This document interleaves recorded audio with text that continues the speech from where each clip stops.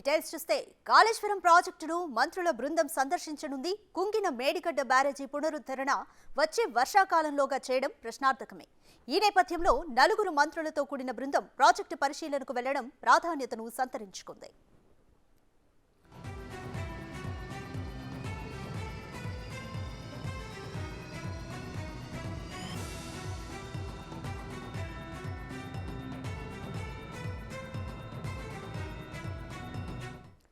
ఈ బృందంలో ఉత్తమ్ కుమార్ రెడ్డి, పొంగులేటి శ్రీనివాస్ రెడ్డి, శ్రీధర్ బాబు, పొన్నం ప్రభాకర్ తో పాటు ఎమ్మెల్సీ జీవన్ రెడ్డి ఉన్నారు. అధికారులతో కలిసి మేడిగడ్డ, అన్నారం, సుందిళ్ల బ్యారేజీలను వారు పరిశీలిస్తారు. ఈ మేరకు జయశంకర్ భూపాలపల్లి జిల్లా కలెక్టర్ భవేష్ మిశ్రా ఏర్పాట్లు కూడా పూర్తి చేశారు.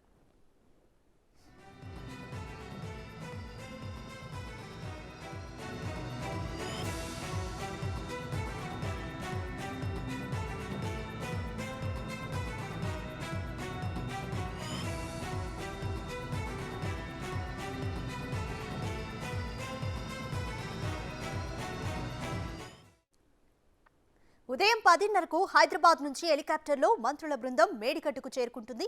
ప్రాజెక్టును పరిశీలించి పవర్ పాయింట్ ప్రెజెంటేషన్ కూడా చేస్తారు. పిల్లర్లు కుంగడం, అన్నారం, సుందిళ్ల బ్యారేజీల నష్టంపై సమీక్ష చేస్తారు. తిరిగి 4:30కు హైదరాబాద్కు చేరుకుంటారు.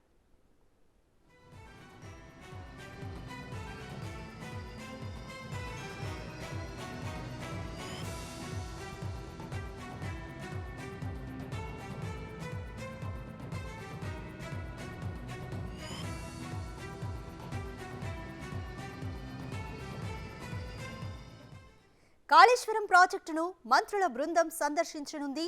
కుంగిన మేడిగడ్డ బ్యారేజ్ పునరుద్ధరణ వచ్చే వర్షాకాలంలోగా చేయడం ప్రశ్నార్థకమే. ఈ నేపథ్యంలో నలుగురు మంత్రులతో కూడిన బృందం ప్రాజెక్టు పరిశీలనకు వెళ్లడం ప్రాధాన్యతను సంతరించుకుంది.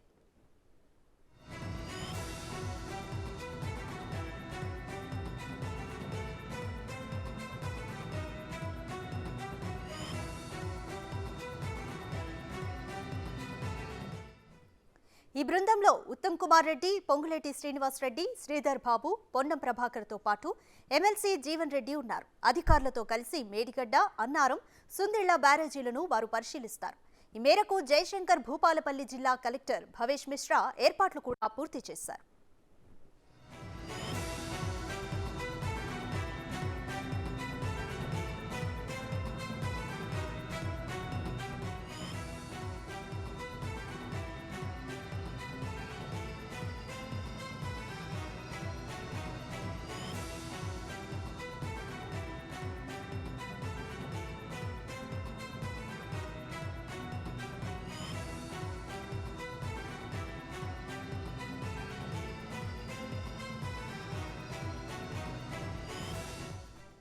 ఉదయం 10:30కు హైదరాబాద్ నుంచి హెలికాప్టర్లో మంత్రుల బృందం మేడిగడ్డకు చేరుకుంటుంది. ప్రాజెక్టును పరిశీలించి పవర్ పాయింట్ ప్రెజెంటేషన్ కూడా చేస్తారు. పిల్లర్లు కుంగడం, అన్నారం, సుందిళ్ల బ్యారేజీల నష్టంపై సమీక్ష చేస్తారు. తిరిగి 4:30కు హైదరాబాద్కు చేరుకుంటారు.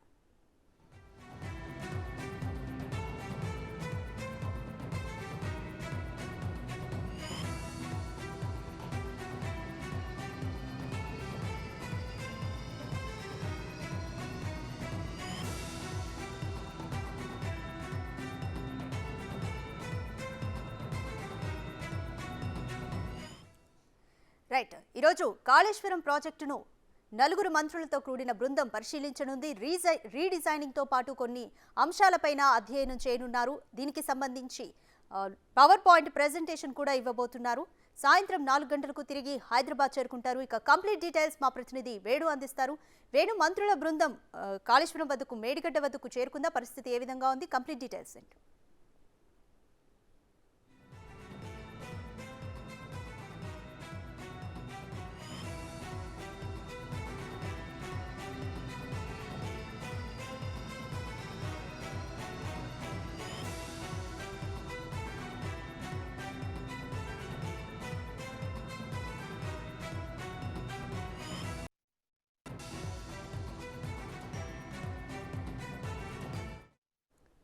కంప్లీట్ డీటెయిల్స్ మా ప్రతినిధి వేణు అందిస్తారు.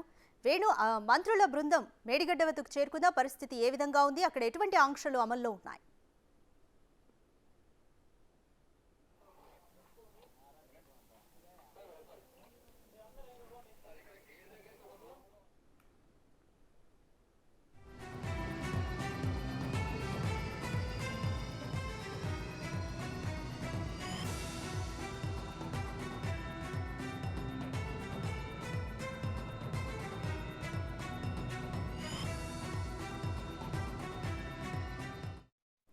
రైట్, కంప్లీట్ డీటెయిల్స్ మా ప్రతినిధి వేణు అందిస్తారు.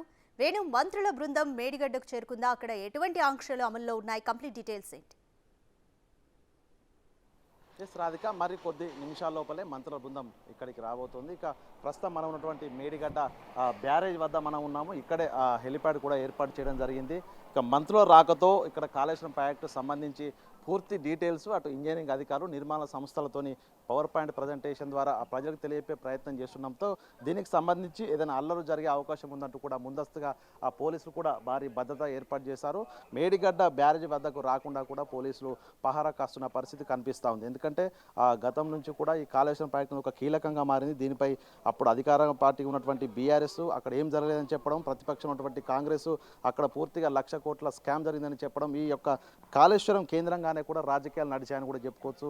ఈ క్రమం లోపలే అసలు కాళేశ్వరం లోపల ఏం జరిగింది, మేడిగడ్డ నిజంగా అదొక చిన్న సమస్యనా ఏంది అనేది ప్రజలకు వివరించే ప్రయత్నం చేస్తున్నారు. సో మనం చూడవచ్చు విజువల్స్ లోపల మేడిగడ్డ బ్యారేజ్ వద్దకు రాకుండా కూడా పోలీసులు బ్యారికేడ్లు అడ్డు పెట్టారు. ఇక్కడికి కాంగ్రెస్ శ్రేణులు కూడా తరలివచ్చి మంత్రులను కలిసే ప్రయత్నం చేయడం, దాంతోపాటు మేడిగడ్డను సందర్శించే ప్రయత్నం చేస్తున్నారు. సో ఒకవేళ కనుక ఇక్కడికి అనుమతిస్తే మాత్రం ఇక్కడ గొడవలు జరిగే అవకాశం ఉందంటూ కూడా పోలీసులు ఇక్కడ నుంచి అందరినీ వెళ్ళగొడుతున్న పరిస్థితి కనిపిస్తూ ఉంది. ఇక ఇప్పటికే నలుగురు మంత్రుల బృందం మరికొద్ది సేపట్లో రానుంది. సో వారందరికీ స్వాగతం పలకడానికి ఒకవైపు కాంగ్రెస్ శ్రేణులు, మరోవైపు అధికారులు ఎల్ఎన్టీ నిర్మాణ సంస్థతో పాటు ఆఫ్ఘాన్స్ నిర్మాణ సంస్థ, దాంతోపాటుగా నవయుగ కన్స్ట్రక్షన్ సంస్థ, 3 సంస్థలు, ఈ 3 బ్యారేజ్లకు సంబంధించినటువంటి ప్రతినిధులు, ఈఎన్సీలు, పూర్తి స్థాయి ఇంజనీరింగ్ అధికారులు, ఈ యొక్క కాళేశ్వరం ప్రాజెక్ట్ నిర్మాణంలో పాల్పంచుకున్న ప్రతి ఒక్క అధికారి కూడా ప్రస్తుతం ఎల్ఎన్టీకి సంబంధించినటువంటి క్యాంప్ ఆఫీస్ వద్ద ఏర్పాటు చేసినటువంటి అటు ఆ ప్రెస్ కాన్ఫరెన్స్తో పాటు అక్కడ ప్రజెంటేషన్ సంస్థ అక్కడనే ఏర్పాటు చేయడం జరిగింది. సో అక్కడే అధికారులు అందరూ వెయిట్ చేస్తున్నారు. మరికొద్ది నిమిషాల్లోనే ఇప్పటికే దాదాపు 40 నిమిషాలు దాటింది.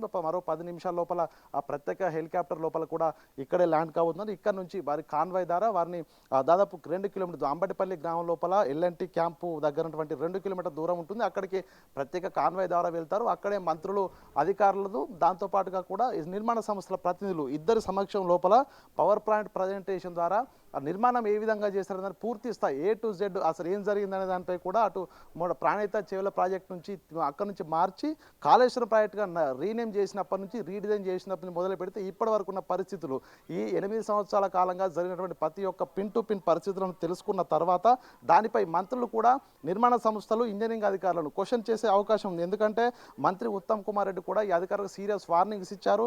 ప్రతి ఒక్కరూ అందుబాటులో ఉండాలి. ప్రతి ఒక్క ఈఎన్సీ మొదలు పెడితే ఈఐ స్థాయి అధికారులు కూడా ఎవరైతే నిర్మాణం జరిగినప్పుడు విధుల్లో ఉన్నారో, ఆ డ్యూటీలలో ఉన్నారో వారందరూ రావాలంటూ కఠినంగా, ఉండకపోతే మాత్రం హెచ్చరికలు జారీ చేసిన పరిస్థితి. సో వారందరి సమక్షం లోపల మీ మేడిగడ్డ బ్యారేజ్తో పాటు అన్నారం బ్యారేజ్ సంబంధించి పూర్తి స్థాయి డేటా తీసుకునే అవసరం ఉంది. జస్ట్ మనం చూడొచ్చు ఇప్పుడే మంత్రులతో వస్తున్నటువంటి హెలికాప్టర్ కూడా ప్రస్తుతం ఆ మేడిగడ్డ వద్దకు చేరుకోబోతుంది. ప్రస్తుతం మనం ఆ విజువల్స్లో చూడొచ్చు ఆ హెలికాప్టర్ కూడా ఇక్కడికి రాబోతోంది. ఇక్కడ ల్యాండ్ అయిన తర్వాత వారికి ఇక్కడటువంటి ఎల్ఎన్టీ ప్రతినిధుల బృందము, ఇక్కడ ఈఎన్సీ నల్ల వెంకటేశ్వర్లు ఆధ్వర్యంలోని ప్రతినిధుల బృందం వారంతా కూడా స్వాగతం పలుకుతారు. సో వారిని భారీ కాన్వాయ్ ద్వారా 4 మంత్రుల బృందం ఆ భారీ కాన్వాయ్ ద్వారా ఇక్కడ నుంచి ప్రధానంగా మొట్టమొదటగా ఎల్ఎన్టీ క్యాంప్ వద్దకు వెళ్తుంది. సో అక్కడ ఆ పవర్ పాయింట్ ప్రజెంటేషను, అధికారులతో సమీక్ష కూడా అక్కడే ఉంటుంది. సో అది కంప్లీట్ అయిన తర్వాతే వాళ్ళు చెప్పిన దానికి బ్యారేజ్ వద్ద ఉన్న పరిస్థితులు ఏందనేది కూడా బ్యారేజ్ వద్దకు వచ్చి పరిశీలిస్తారు. ప్రధానంగా 20వ పిల్లర్ ఏదైతే ఆ 7వ బ్లాక్కు సంబంధించి 20వ పియర్ కుంగిందో ఆ కుంగిన ప్రాంతం వద్దకు వెళ్ళి ఈ ప్రాంత కుంగనానికి గల పరిస్థితులు ఏంటి, వీళ్ళు డిజైన్ చేసిన దాని ప్రకారమే ఇక్కడ కన్స్ట్రక్షన్ జరిగిందా అనేదాన్ని అటు అధికారులు, నిర్మాణ సంస్థ ఇద్దరి మధ్య జరిగినటువంటి ఒప్పందం ఏంది, అసలు నిర్మాణం జరిగిన తీరేందనేది కూడా తెలుసుకొని దానికి సంబంధించి పూర్తి డీటెయిల్స్ మరలా ప్రెస్ మీట్ నిర్వహించి మంత్రులు బయటకు చెప్పే అవకాశం కనిపిస్తుంది. సో మనం చూస్తాం ఇప్పటికే హెలికాప్టర్ కూడా వెళ్తుంది. అసలు ల్యాండ్ అయ్యే స్పాట్ కాకుండా ఆ యొక్క పూర్తి బ్యారేజ్ అటు మహారాష్ట్ర వైపు సైడ్ కూడా వెళ్తున్న విజువల్ చూస్తున్నాము. అంటే బ్యారేజ్ని 4 మంత్రులు కూడా అఫీషియల్గా అధికారిక హోదాలో, మంత్రి హోదాలో, ఇప్పుడు గత ప్రభుత్వం ఉన్నప్పుడు ప్రతిపక్ష హోదాలో వచ్చినా కూడా వారందరినీ ఇక్కడే నిలువరించి ఒక్కొక్క ఎమ్మెల్యేని కావచ్చు, అప్పుడున్నటువంటి ఒక్కొక్క నాయకుడిని కూడా పోలీసు ఎస్కాట్ సహాయంతో బ్రిడ్జి సగం వరకే తీసుకెళ్లి చూపించారు. కానీ ప్రస్తుతం అధికారికంగా ప్రభుత్వ హోదా లోపల, మంత్రి హోదా లోపల వాళ్ళు ఒకసారి బ్యారేజ్ను ఏరియల్ వ్యూ ద్వారా చూస్తున్న పరిస్థితి చూస్తున్నాం. మహారాష్ట్ర వైపు వైపుగా మహారాష్ట్ర వైపు ఫస్ట్ పియర్ నుంచి మొదలు పెడితే 85వ పియర్ వరకు కూడా ఏరియల్ సర్వే ద్వారా మంత్రులు అయితే పరిశీలిస్తున్నారు. ఎస్, మరోసారి మహారాష్ట్ర వైపు నుంచి ఇప్పుడు హెలికాప్టర్ వెళ్ళి మరి రిటర్న్ వస్తుంది. అంటే కాళేశ్వరం అంబటివెల్లి వైపుగా కూడా హెలికాప్టర్ వస్తుంది. ఒకసారి ఏరియల్ వ్యూ చూసిన తర్వాత మరో 5 నిమిషాల లోపలే ల్యాండ్ అయ్యి పూర్తిగా మంత్రుల కాన్వాయ్ బయటకు వచ్చే పరిస్థితి కనిపిస్తుంది. సో చూడాలి అసలు ఈరోజు తెలంగాణ ప్రజానికం కూడా పూర్తిగా ఇన్ని రోజులు ఆరోపణలు చేయడము, ఒకరిపై ఒకరు ఇది విఫలమైన ప్రాజెక్ట్ అంటూ కాంగ్రెస్ చెప్పడము, ఇది సక్సెస్ అయింది తెలంగాణ సిర్ల తెలంగాణ అయిందంటూ అటు బీఆర్ఎస్ చెప్పడం, అంటే రాజకీయంగా ఇది ఒక ఆరోపణలు ప్రత్యారోపణలు జరుగుతుంటాయి. కానీ నిజంగా ఏం జరిగింది, ప్రాజెక్టు సంబంధించి ఎంత ఖర్చు అయింది, నిజంగా ఇది భవిష్యత్తు తరాలకు ఉపయోగపడుతుంది దానిపై ఒక క్లారిటీ లేదు. సో ఇవాళ అధికారికంగా కాంగ్రెస్ ప్రభుత్వము దీనిపై ప్రజలకు తెలియజెప్పాలి. ఎందుకంటే దాదాపు 93,560 కోట్ల చిల్లర ఇప్పటికే దీనికి సంబంధించి అప్పులు తీసుకొచ్చి ఖర్చు చేశారు. మరోవైపు ఏప్రిల్ వరకు దీనికి సంబంధించినటువంటి ఇంట్రెస్ట్ పేమెంట్ ఉంది. ఏప్రిల్ మొదలు పెడితే ఏప్రిల్ నుంచి ఈఎంఐ అంటే ఇంట్రెస్ట్తో పాటుగా కూడా ఈఎంఐలు కూడా కట్టాల్సి వస్తుంది. అంటే దాదాపుగా ప్రతి నెల చూసుకుంటే 6,000 కోట్లకు పైగా దీనికోసం చెల్లించాల్సిన పరిస్థితి. అంటే భారీ స్థాయి లోపల తెలంగాణ ప్రభుత్వ ఖజానాకు ఒక గుదిబండగా ఇది మారబోతుంది. అంటే ఈ క్రమం లోపల ఈ ఏప్రిల్ వరకే దీనికి సంబంధించి జ్యుడిషియల్ ఎంక్వైరీ, దాంతోపాటు దీనికి మరమ్మతులకు ఏం ఖర్చు అవుతుంది, అసలు ఎవరిని దీనికి బాధ్యులను చేయాలి, డీటెయిల్స్ అన్నీ కూడా లీగల్గా తీసుకున్న తర్వాత దీనిపై కోర్టుకు వెళ్తారా, లేకపోతే దీనిపై ఉన్నత స్థాయి సంస్థతో విచారణకు ఆదేశిస్తారా, లేకపోతే ఇంత స్థాయి లోపల డబ్బులు ఖజానా నుండి ఖర్చు చేస్తే ఏం లాభం, లేకపోతే అసలు ఏం జరుగుతుంది, తెలంగాణ ప్రజల యొక్క కోరిక ఏంది, అసలు దీని యొక్క ప్రశ్నార్థకమైనటువంటి నేపథ్యం లోపల దానిపై కూడా ఈ నెల రూపంలోనే ఒక క్లారిటీ వస్తుంది. సో చూడాలి. మొత్తానికి ఈ కాళేశ్వరం ప్రాజెక్టు ప్రపంచవ్యాప్తంగా గుర్తింపు పొందింది. దీన్ని అసలు ఎవరు ఊహించని రీతిలో కన్స్ట్రక్షన్ చేస్తాము తక్కువ రోజుల లోపల అంటూ ఇదే కీలకంగా 2018 ముందస్తు ఎన్నికల లోపల బీఆర్ఎస్ చెప్పి అధికారంలోకి రావడం జరిగింది. అదే కాళేశ్వరం ఈసారి వారిని ఓడించడం కూడా జరిగింది. అంటే దీనిలో ఏం జరుగుతుంది, దీనిలో ఉన్నటువంటి పూర్తి స్థాయి మతలబేంది అనేది ఈ రోజున మాత్రం ప్రజల ముందైతే కాంగ్రెస్ ప్రభుత్వము ఆ మంత్రులైతే బయటపెట్టే అవకాశం కనిపిస్తుంది. అయితే ఈ ప్రజెంటేషన్ తర్వాత ఇక్కడ ఈఎన్సీగా ఉన్నటువంటి చీఫ్ ఇంజనీర్ మురళీధర్ కావచ్చు, ఇక్కడ ఈఎన్సీ ఉన్నటువంటి వెంకటేశ్వర్ కావచ్చు, వారి ఆధ్వర్యం లోపలే ఈ 3 బ్యారేజ్ల నిర్మాణం జరిగింది. ఇవి వేరువేరు సంస్థలు అయినప్పటికీ కూడా ఈఎన్సీ నల్లా వెంకటేశ్వర్లు పూర్తిగా ఈ కాళేశ్వరం ప్రాజెక్టు 1, 2, 3 సంబంధించినటువంటి స్టేజ్లన్నీ కూడా పర్యవేక్షించారు. సో వాళ్ళకు సంబంధించి ఇంజనీర్ల యొక్క పాత్ర ఏంది అసలు, ఎందుకంటే గత ఎలక్షన్స్ ముందు కూడా కాంగ్రెస్ నేతలు అటు దుద్దిల శ్రీధర్ బాబు కావచ్చు, మిగతా నేతలు కూడా పర్యవేక్షణకు వచ్చినప్పుడు అదే ఇంజనీరింగ్ అధికారులు ఇక్కడ ఏం తప్పు జరగలేదు, ఎటువంటి లోపం లేదు, అది చిన్న స్థాయి క్రాక్ వచ్చిందని చెప్పి తప్పించుకునే ప్రయత్నం చేశారు. కానీ అదే అధికారులు ఈ రోజున ఇంత స్థాయి మూల్యం ఎందుకు జరిగింది, ఇంత స్థాయి లోపల నష్టం ఏం జరిగింది దానిపై కూడా వివరణ ఇచ్చుకోవాల్సింది. అంటే నెల రోజుల లోపల ఈ పరిస్థితులు కూడా తారుమారైనాయి. అప్పుడు సర్ది చెప్పినటువంటి ఇంజనీరింగ్ అధికారులే ఇప్పుడు పూర్తిగా దీనికి సంబంధించి ఎందుకు ఇట్లాంటి పరిస్థితి ఏర్పడిందని కూడా చెప్పాల్సిన పరిస్థితి ఉంది. అంటే దీని లోపల అటు నిర్మాణ సంస్థలను బాధ్యులను చేస్తారా, లేకపోతే ఇంజనీరింగ్ అధికారులను బాధ్యులను చేస్తారా, ఎవరిపై బాధ్యులను చేయాల్సి వస్తుంది, అసలు దీని భవితం ఏంది, దీన్ని పూర్తిగా నిజంగా బ్యారేజీ తట్టుకునేటువంటి సామర్థ్యం ఉంటుందా, ఒకవేళ మరమ్మతులు చేసినా కూడా, లేకపోతే దీన్ని ఏం చేయాలి, ఒక ఆల్టర్నేటివ్స్ ఏమైనా ఉన్నాయనే దానిపై కూడా ఒక క్లారిటీ సమీక్ష తర్వాత వస్తుంది. దీన్ని పూర్తి స్థాయి లోపల హై పవర్ కమిటీ, దాంతోపాటుగా వివిధ దేశంలోని వివిధ ఐఐటీలకు చెందినటువంటి ఎక్స్పర్ట్స్ ఇంజనీర్లను కూడా తీసుకొచ్చిన తర్వాత దీనిపై పూర్తి స్థాయి లోతైన సమీక్ష చేసిన తర్వాత అసలు మేడిగడ్డ బ్యారేజ్ని ఏం చేయాలి, ఎందుకంటే ఇక్కడ కుంగినటువంటి ప్రాంతము ఏదైతే ఉందో సేమ్ అట్లాంటి పరిస్థితి అటు అన్నారం బ్యారేజ్ దగ్గర కూడా ఉంది. అంటే భవిష్యత్తు లోపల అక్కడ కూడా అది కూలే ప్రమాదం ఉంది. సో ఈ యొక్క 3 బ్యారేజ్ల పరిస్థితి ఇట్లా ఉంది కాబట్టి భవిష్యత్తు లోపల కాళేశ్వరం ప్రాజెక్టు ఒక ప్రశ్నగా ఉంది. సో దీనిపై కీలకంగా అన్ని దిశల నుంచి కూడా అన్ని వివిధ కోణాల నుంచి కూడా పూర్తి సమీక్ష జరిపిన తర్వాత ఒక క్లారిటీ ఇచ్చే అవకాశం ఉంది. కాబట్టి పూర్తిగా దీనిపై ప్రస్తుతం మంత్రులు ఏం ప్రెస్ నోట్ రిలీజ్ చేస్తారు, ఉన్నటువంటి ఆ వీడియో మాట్లాడిన తర్వాత అధికారులతో మాట్లాడిన తర్వాత అసలు ఏం అవుట్కమ్ ఏమొస్తుంది, ఆ అవుట్కమ్కు మంత్రులు ఏ విధంగా స్పందిస్తున్నారు కొంత మరికొద్ది నిమిషాల్లో క్లారిటీ వచ్చే అవకాశం అయితే కనిపిస్తుంది. Radhika right. Venu power point ప్రెజెంటేషన్లో ఎటువంటి కీలక అంశాలను ప్రస్తావించబోతున్నారు, అలాగే కాంగ్రెస్ మొత్తానికి అనుకున్నట్టుగా లోపాలన్నీ బట్టబయలు చేస్తుందనుకోవచ్చా, ఏ విధంగా ఉంటుంది?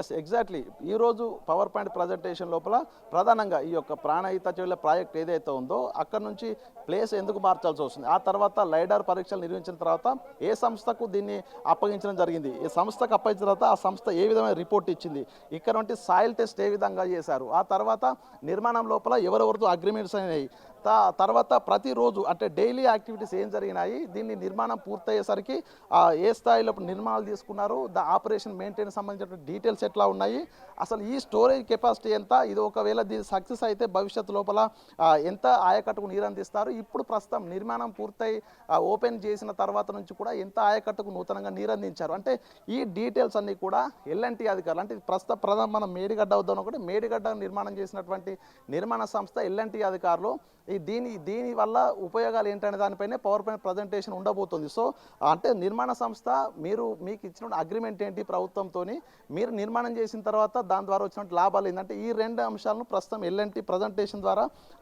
మంత్రులకు అక్కడ అధికారులు వివరించే ప్రయత్నం చేస్తారు. సో ఆ తర్వాత దీనికి సంబంధించి డ్యామేజ్ సంబంధించి ఎందుకు జరిగిందనే దానిపై కూడా ఆ కాన్ఫిడెన్షియల్ రిపోర్ట్ కూడా మంత్రులు అడిగే అవకాశం ఉంది. కానీ దానికి కాన్ఫిడెన్షియల్గా ప్రభుత్వానికి అందిస్తామని కూడా ఎల్ఎన్టీ చెప్పినట్టుగా తెలుస్తుంది. కాబట్టి ప్రస్తుతం ప్రజెంటేషన్ అంటే ప్రజలకు తెలియజెప్పేటువంటి పవర్ పాయింట్ ప్రజెంటేషన్ లోపల ఇది నిర్మాణం అగ్రిమెంట్ మొదలైనప్పటి నుంచి మొదలు పెడితే దీనికి సంబంధించిన ఎన్ని పరీక్షలు నిర్వహించారు, ఇది అందుబాటులోకి వస్తే ఏం జరుగుతుంది, ప్రస్తుతం ఎన్ని రీజన్లకు సంబంధించి ఆయకట్టు ఏ విధమైన ఆయకట్టు సృష్టించగలిగామనే దానిపైన ప్రస్తుతం ఆ రిపోర్ట్ ఆ పవర్ పాయింట్ ప్రజెంటేషన్ ఉండబోతుంది. సో దీని తర్వాత అన్నారం బ్యారేజ్ సంబంధించి కూడా పవర్ పాయింట్ ప్రజెంటేషన్ ఉంటుంది. అన్నారం బ్యారేజ్ సంబంధించి ఆ నిర్మాణ సమయం లోపల ఏం చేశారు, ఆ నిర్మాణం చేసిన తర్వాత స్టోరేజ్ ఏ విధంగా నిల్వ చేయబోతున్నారు, ఆ కెపాసిటీ ఎంత, దానిపై కూడా వాళ్ళు పూర్తి స్థాయి డీటెయిల్స్, అదేవిధంగా సుందిళ్ళకు సంబంధించి పూర్తిగా 3 బ్యారేజ్లకు సంబంధించి ఓవర్వ్యూ మొత్తంగా, అంటే ఈ 3 బ్యారేజ్ల నిర్మాణం కలుపుకొని కాళేశ్వరం ప్రాజెక్ట్ అని పిలుస్తాం. కాబట్టి ఈ కాళేశ్వరం ప్రాజెక్ట్ సంబంధించి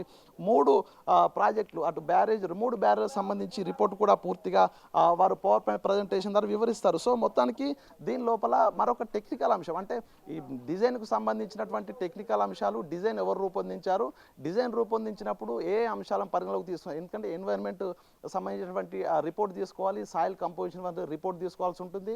భవిష్యత్తు లోపల 100 సంవత్సరాలు అంటే పాస్ట్ హిస్టరీ, గోదావరి సంబంధించి పాస్ట్ హిస్టరీలో 100 సంవత్సరాల నుంచి వచ్చిన ఫ్లడ్స్ రిపోర్టు, ఈ రిపోర్ట్స్ అన్ని కూడా పూర్తిగా జెన్యూన్ రిపోర్ట్స్ తీసుకున్న తర్వాత ఏమేం చేశారు, ఆ అధికారి ఎవరు, ఏ ఇంజనీరింగ్ చీఫ్ ఏ బ్యారేజ్ నిర్మాణ సమయం లోపల విధులు నిర్వహిస్తున్నారు, ఆయన నుంచి అప్రూవల్స్ ఏమొచ్చాయి, అంటే పూర్తి స్థాయి లోపల బ్యారేజ్ నిర్మాణాన్ని ఎవరు బాధ్యులు చేయాలి, ఎవరు దీనికి పూర్తి స్థాయి లోపల సూపర్విజన్ చేశారనే డీటెయిల్స్తో పాటుగా కూడా నిర్మాణానికి సంబంధించి పూర్తి డేటా కూడా ఈరోజు పవర్ పాయింట్ ప్రజెంటేషన్ ద్వారా తెలుసుకున్నారు. మరోవైపు ఎందుకంటే ఎల్ఎన్టీ ఈసారి దీని ద్వారా నష్టం జరిగిందని చెప్తే మాత్రం పూర్తిగా బాధ్యత, దీనికి సంబంధించినటువంటి డ్యామేజ్ కూడా వాళ్ళే భరించాల్సి ఉంటుంది. కాబట్టి ఆయకట్టుకు సంబంధించి ఎంత క్రియేట్ చేశామనే దానిపై ఎల్ఎన్టీ అధికారులు పవర్ పాయింట్ ప్రజెంటేషన్ లోపల కొన్ని కాలమ్స్ పొందుపరిచారు. ఎందుకంటే దాదాపు 98,570 ఎకరాలకు సంబంధించి ఆయకట్టు కాళేశ్వరం ద్వారా సృష్టించామంటూ కూడా ఇప్పటికే చెప్పడం జరిగింది. ఎందుకంటే మొన్న మంత్రి ఉత్తమ్తో వాళ్ళు సమీక్ష జరిపినప్పుడే సుమారుగా 1,00,000 ఆయకట్టు సంబంధించి మేము